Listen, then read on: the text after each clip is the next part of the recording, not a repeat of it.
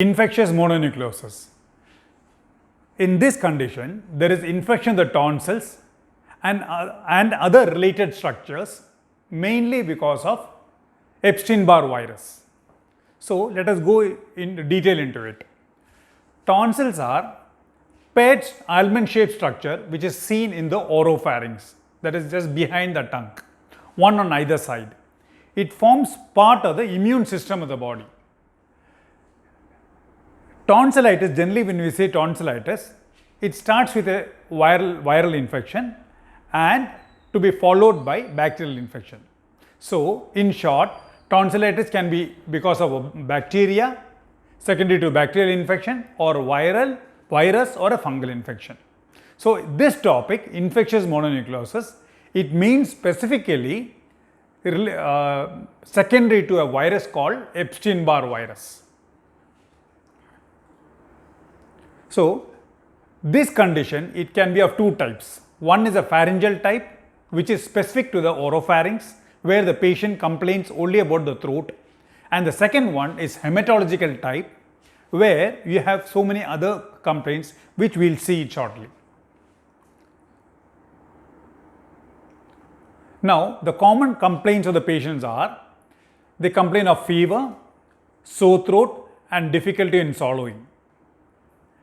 On examination, they will be having fever and tonsils will be enlarged and it will be congested, means slightly red in color, and that both the tonsils will be covered with a white membrane. On examination of the neck, that is outside, you may find small swelling one on either side and it will be painful on touch. So, when you do an endoscope, nasal endoscopy, and when we examine the part behind the nose, there is a structure called nasopharyngeal tissue. That nasopharyngeal tissue has got the same function like the tonsils. So, in this condition, that is in infectious mononucleosis, there will be tonsillar hypertrophy and at the same time there will be enlargement of this tissue also, because these two are both are related structures. And examination of the abdomen, it will be seen that the liver will be enlarged, likewise the spleen also will be enlarged. And this liver enlargement and spleen enlargement is mainly seen in the type called hematological variety, not in the pharyngeal type. And in 50% of the patients with hematological type, we see this hepatosplenomegaly. There is a high percentage.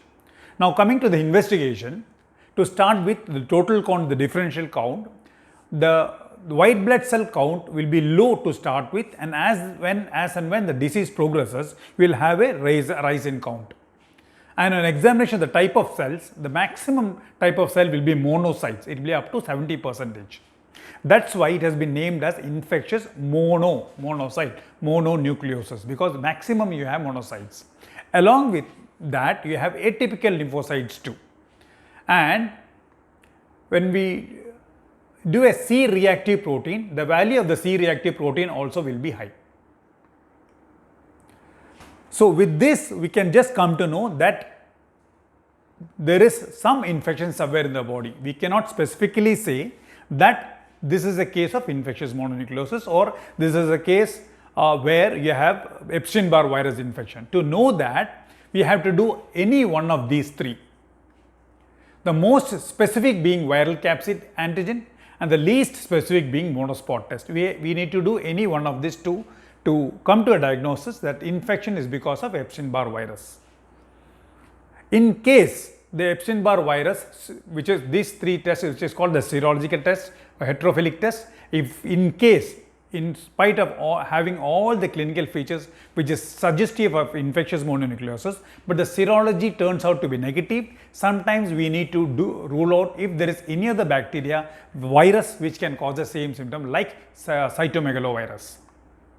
Now, when you do an X-ray of the part which is behind the nose, this is a postnasal space lateral view, just like how we saw in the nasal endoscopy, the nasopharyngeal tissue will be enlarged. That is why we take a X-ray also. When on examination of the abdomen specifically, when there is hepatosplenomegaly, means when there is enlargement of the liver and enlargement of the spleen, we need to do an ultrasound of the abdomen too. So this I have already mentioned, cytomegalovirus, in case the Epstein-Barr virus serology is negative. Now, this Epstein-Barr virus infection, mainly in the throat, where the patient complains of severe throat pain, we need to do a throat swab also, because this viral infection, the same time the patient will be having bacterial infection too. So if we do a throat swab, we will come to know which bacteria is involved and which specific antibiotic can be given against that. And last but not the least, we need to do a liver function test, because when there is hepatomegaly, there will be deranged function of the liver. So we need to know the normal function of the liver, also. Now coming to the complications, I can give you a list of complications in secondary to infectious mononucleosis.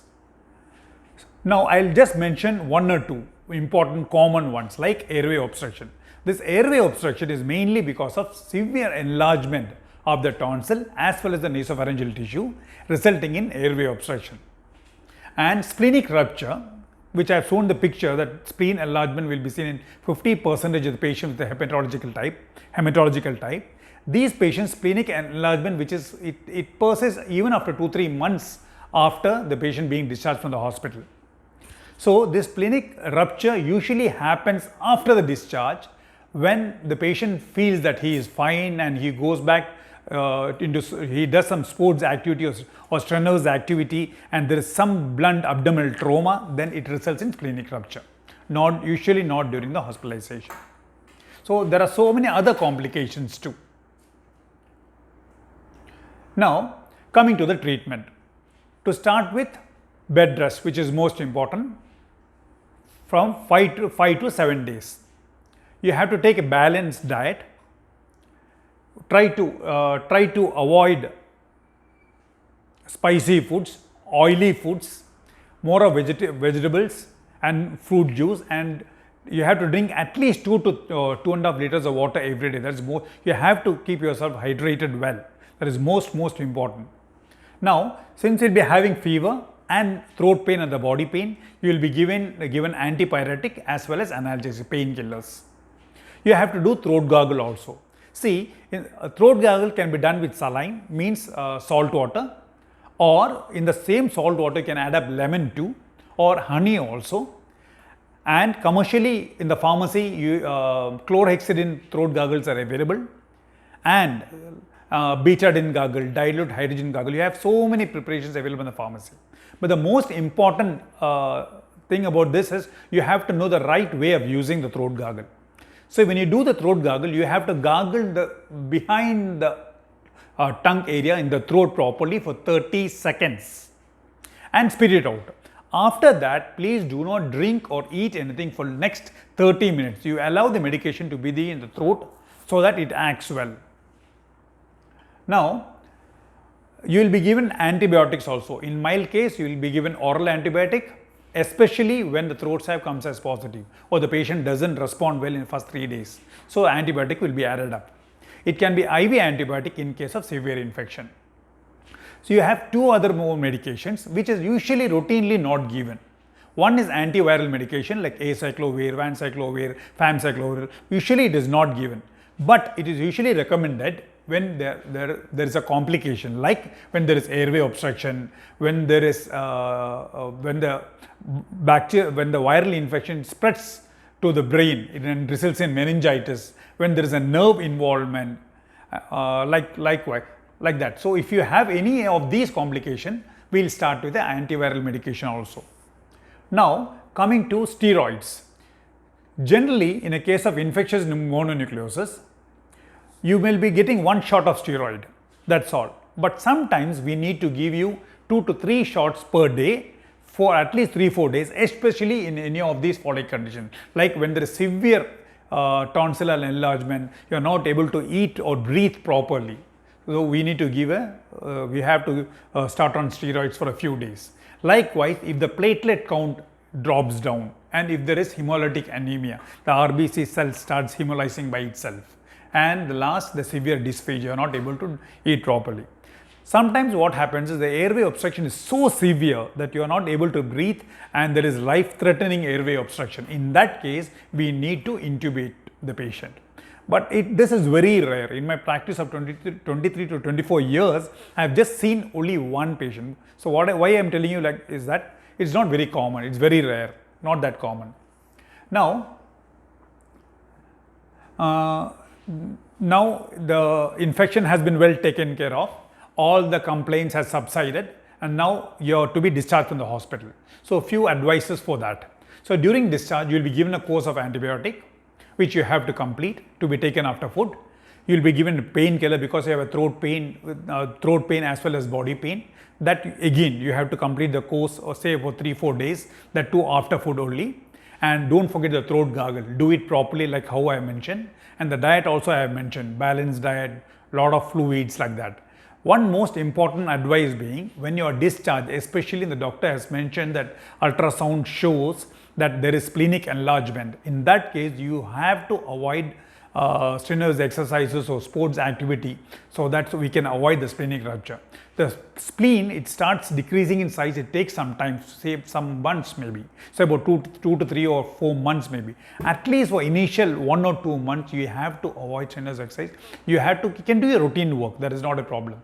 But try to avoid any sports activities, any strenuous activity, any gym activity like that. So that and you avoid the abdominal trauma also. So this is about infectious mononucleosis and that is how we take care of this condition. Thank you so much.